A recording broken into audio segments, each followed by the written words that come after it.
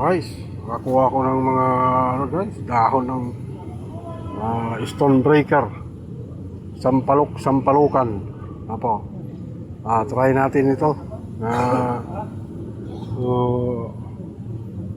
gamitin. Marapati ni Lord na ito po ay epektibo. Opo. Wala naman siguro masama kung try natin, subukan ko. Opo, mabisa daw po ito sa mga may mga problema sa mga blood pressure, mga cholesterol, mga kidney stone, opo, mga rheuma. Pero awan ng Diyos, wala naman tayong rheuma. Opo, ayan, ang dami dito guys. Dito ko nakakuha ng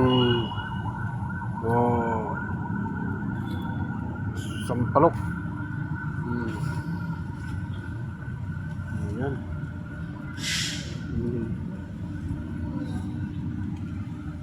Okay.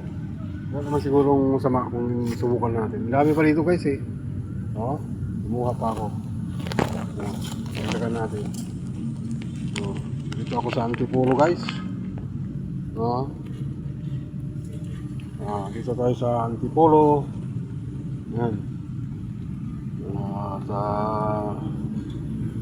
Ayan, nakita ko lang dito sa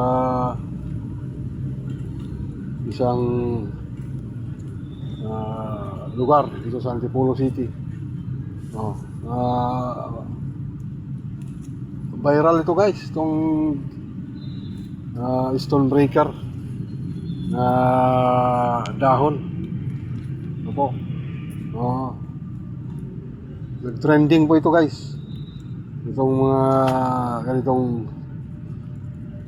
halaman na dahon ng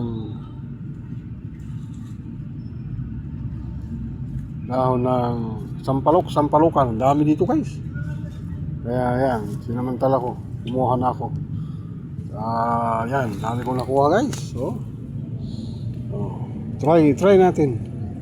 Sa biyaya ni Lord, loobin ni Lord na maging ito ay epektibo.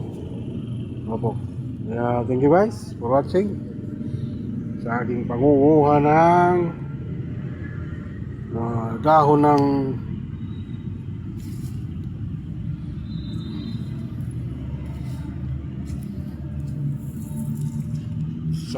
sampalukan guys. Dami kong nakuha guys. Try natin. Try ko. Opo. Ano daw to? Sobrang pait daw ito. Opo. Pero maraming nakapag testimony na mabisa daw po ito sa may mga problema sa kidney stone. Kaya try ko guys.